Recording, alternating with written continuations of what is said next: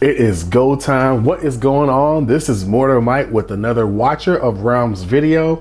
Guys, we have a problem. We have a challenge on our hands.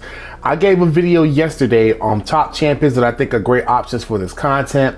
I'm happy to say most of that content held true very well, but I want to give some updates on a few champions. Two things in particular to start it off. First things first. This content is very scaled. In the sense that if you don't have the premium champions, it is nearly impossible to get the top rank in this. Right now, if we're looking at the game, there is only one, count it, one player in the entire pool of players in this game that has a triple S rating right now. The next one right below him is at 100, at 1.7 million. Is that 7 million? Yes, 1.7 million, 1.6, 1.6. You see my score, it's nothing amazing. And you see, like, these are pretty decent scores. I'm happy for these scores. These are nice, these are awesome. But if we're going down to A, look at this, 91. That means there are only 91 players in the entire player base that have gotten an S or above right now. And we're close to maybe about halfway through the day right now.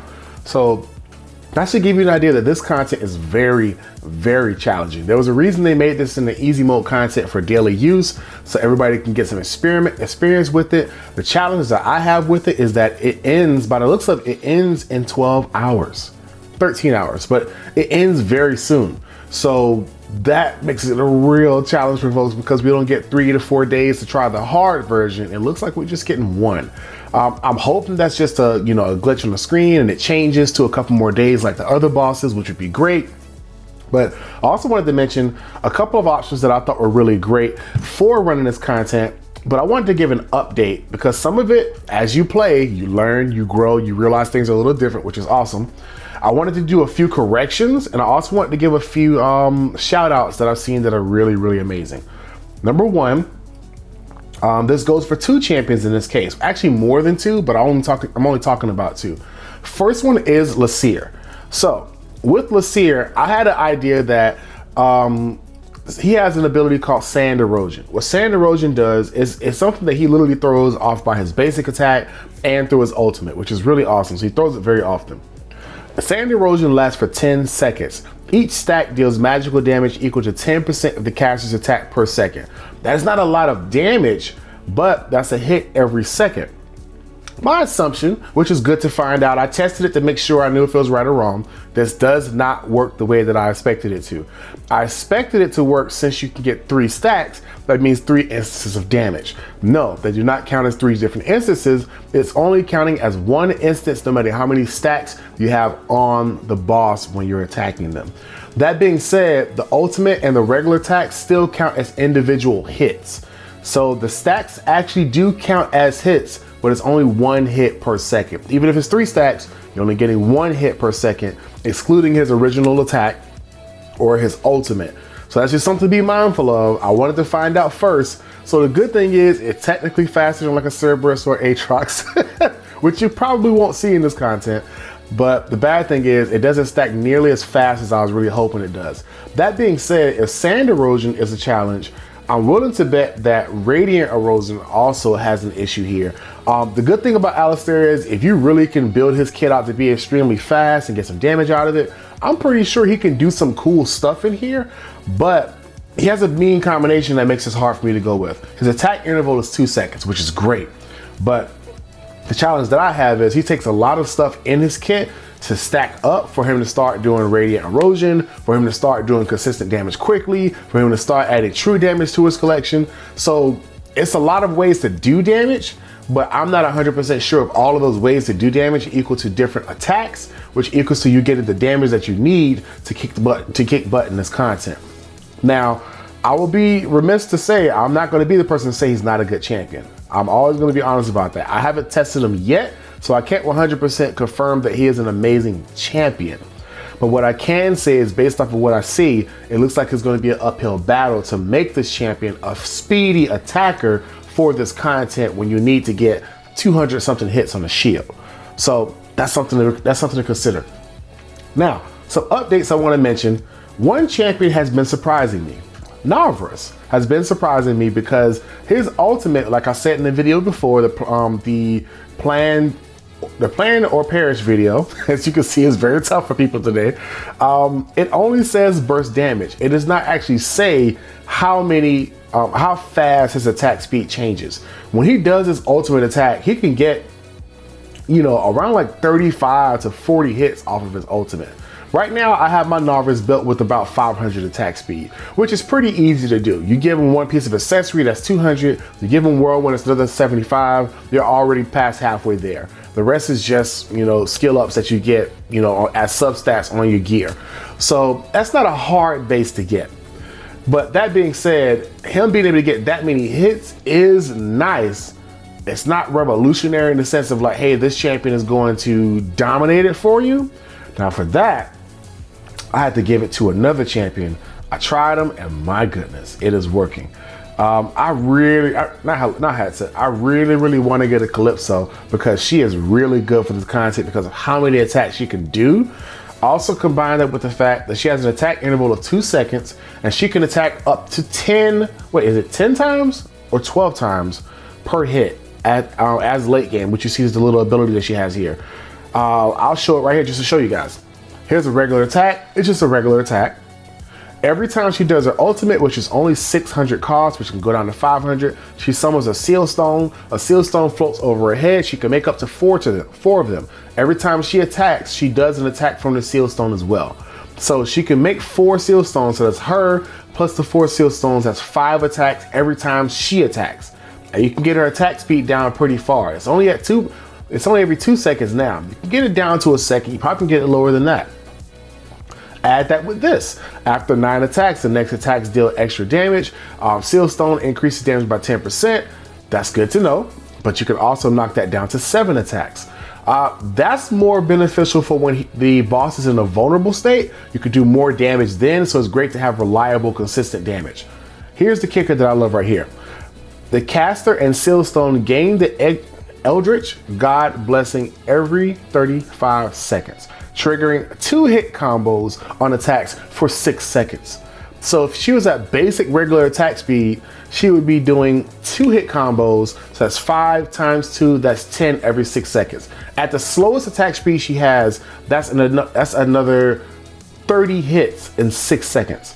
Make her attack faster, increase that attack speed down to 1 second. You're looking at close to, what is that? Was that 60? Yeah. Like 60 something hits, and you can increase the duration to 10 seconds. You can make the cooldown last only 25 seconds. So you see where I'm going with how many attacks she could do? It is freaking insane. I just had to mention it. I mentioned it yesterday, but I had to point it out again. Fastidious also mentioned that her fully awakened is insane as well. So at Awaken 1, she increases her rage by 5 every time her Seal Stone deals damage, which means she's going to get the Seal Stones quickly, which is awesome.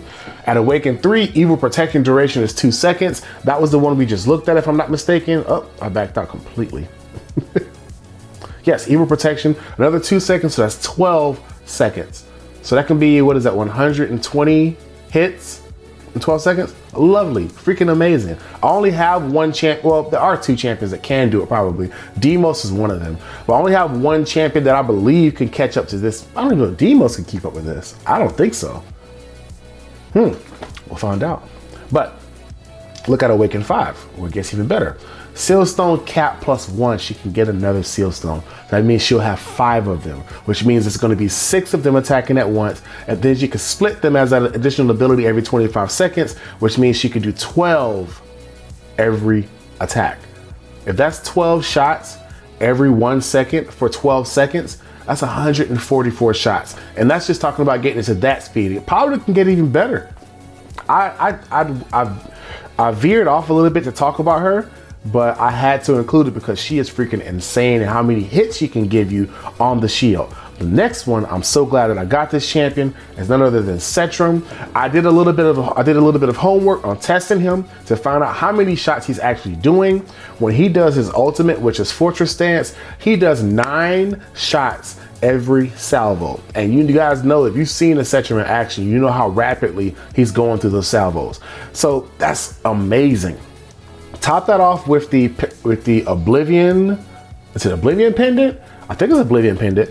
It's on actually on his arm. And it's also on the arm of the dwarf that has the robotic arms as well. The rare lord. I think it's Borog or something like that. Borov. Yeah, he's going to show up on the screen. I know he's upset that I got his name wrong. But he can do this ability, and it's 9 shots per salvo, which is a lot of damage over time. Damage isn't necessarily what I'm concerned about. What I'm concerned about is how fast he can put rounds down range. In this case, he can do tons of them. His attack interval looks slower now, but as he does his ultimate, this attack interval doesn't matter nearly as much because he gets the increases in his attack speed as he's doing damage. And then the artifact extends the time of him in Overloaded by 5 seconds. It increases the repair time by 5 seconds. But as you upgrade that, those alternate. One gets higher, one gets lower, so it gets better. But at the same time, even when he's in the self-repair mode, he's still building up rage for the next time he's going to attack. So it doesn't necessarily affect you a lot in this content. So I wanted to put that out there. I thought that was valuable for you guys. Another MVP, you guys probably already know by now, is Tazer. Right now, I have my Tazer built at about 360 attack speed. She is not built to be extremely fast. But right now, she can get nearly 50 hits in 6 seconds on the shield. If you're trying to get that shield down, she is one of the best and easiest options to do it with. And that makes her a really, really freaking awesome option. And I'm going to say this as well. These are 2 champions that I've picked up on that seem to be in some very interesting comps. One is going to be the one that's in the most comps of all the teams I've seen, and that is Elin. Elin primarily for 2 things. One, she has amazing heals. And she also has a wood elf, so she can use that to heal things that are outside of her range, which makes this really great for here. But on top of that, this ability right here, Nature's Favor, restores rage every 5 seconds on all allies equal to 1% of their rage cap. It does not say in her range. That's the entire map. And then you can make that a 3% rage increase every 3 seconds.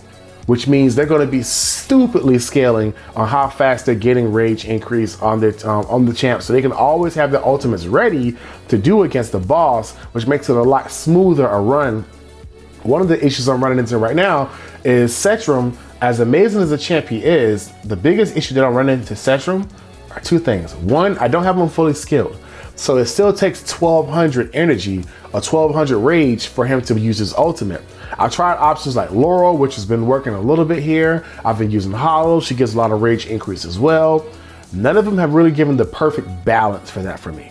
But I do believe Elin will be the key that will unlock that ability to use this like flawlessly. And I will say too, if you guys are nervous about this content and you think you're not going to do great in it, I will say this. Put together a team that can break shields consistently. You got a much better chance of staying in the fight. Probably keep one damage dealer, like one really strong damage dealer. If they do, if their fast attackers don't do heavy damage, that's fine. You do want to have a really strong damage dealer in there, like, you know, like a Calypso or like a Silas, or, you know, Setram does a meh, you know, amount of damage in there, which is not bad either. But consider having yourself a decent damage dealer in there, because you can break the shields all day at the beginning, but if you don't start it fast enough, you're just gonna waste all your time in the initial time instead of the boss rush, which is where you actually get your points up. So that's important to mention. I always wanna say that to you guys, because my first couple of runs, I recorded this morning. I did not put that video out. I'm gonna be honest with y'all, I did terribly. And I didn't wanna waste you guys' time with content that isn't valuable to you. Now, I said there's one other champ that is being interesting, that is interesting in comps that I've been seeing right now. I mentioned them yesterday. I think this champion is interesting, and I gotta give props to the person that showed it today. Healers are towards the bottom here. Carnelian. I think I'm saying it right. Yes, I'm saying it right. Carnelian. Shout out to Banana Luck. He posted a video this morning showing a very interesting way to get through this content. And that's through using Carnelian, because she has a special ability called Soul Essence. What's the benefit of Soul Essence? When receiving fatal damage, the bearer consumes the Soul Essence and becomes unyielding for 5 seconds. The boss is not attacked very often. but he does have the wipe mechanic if you don't break his shield in time. This allows you to circumvent that to an extent. It's still difficult because she has to get this on all the champions in time, which is very challenging. So you may have to have champions like a Torador, or maybe not a Baron, because Baron doesn't attack that fast, but you want to have champions that can, you know, come back to life in a certain period of time if need be. So it's a really interesting comp because I watched him play it, and he got past the shield multiple times without, you know, wiping, and his champ stayed in the fight.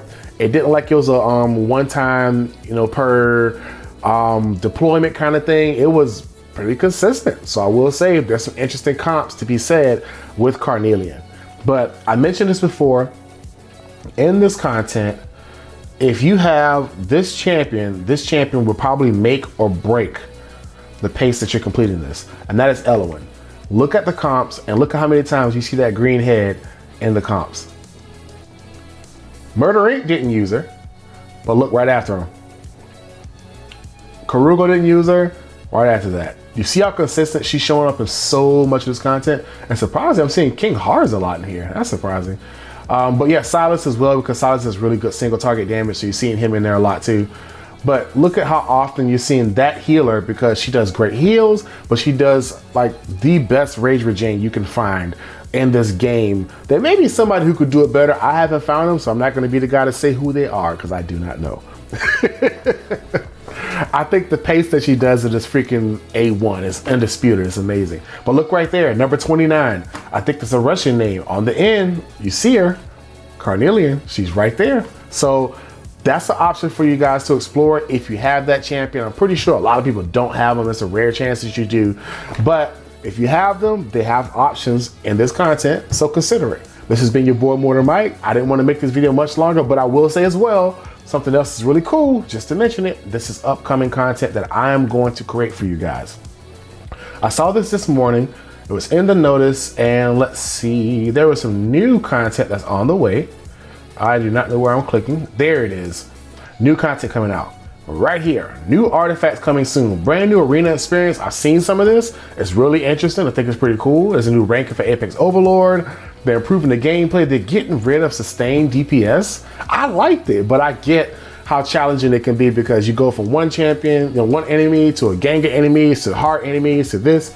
So I get it. I get it. It's tough. Guild War, they're bringing new ones in there. Training stages are getting you guys up to speed on all the ones that you need. Why do I mention this stuff? Yeah, it's off topic for the first thing that we're doing, but this is the next thing that's happening in this content. And also, where do I have it here? There's exclusive artifacts. It's awesome. This Immortal Codex will reopen on January 8th. That's why I include this content, because this new stuff is rolling out very soon. You also can stockpile your XP and gold, which is great. So you can save those things for when you want to use them for the right days. Auto fights been upgraded for Void Rift, but most importantly, Immortal Codex will return. I don't know if it means the same bosses. I'm pretty sure there's a pretty good chance it's going to be the same bosses, which is fine. I love it if they add more or allow you to choose which bosses you want to play against. I think that'd be pretty cool.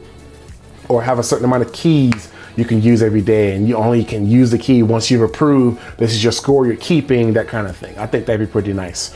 Immortal Codex is coming back, but this is why I did this I talked about this here. More artifacts are coming.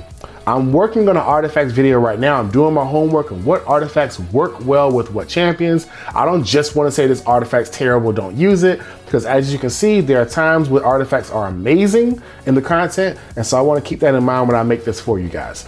That being said, it looks like we have another 10 of them coming, 6 of them being exclusive and 4 of them being generic ones, meaning everybody can use them. Exclusives are champs only, so only those champions can have them. So look forward to that. I'm going to wait until these drop until I put that video out for you guys. But I thought it was valuable. I want to give you guys value every chance that I can. I appreciate you guys for watching this content. I really do. I cannot believe that this stuff is freaking skyrocketing right now. I think the last time I checked, it was over 300 and something subscribers. I cannot thank you guys enough. I really, really, really mean that. I hope you guys have an amazing day. I hope you get higher than my E score. It's not that impressive, but hey, I'm learning with the game along with you guys. If I know something great, I'm going to share it with you guys. I hope you have an amazing time. This has been Mortar Mike. It is still go time, but for right now, it is go time. Bye-bye. I'll see you guys soon. Take care.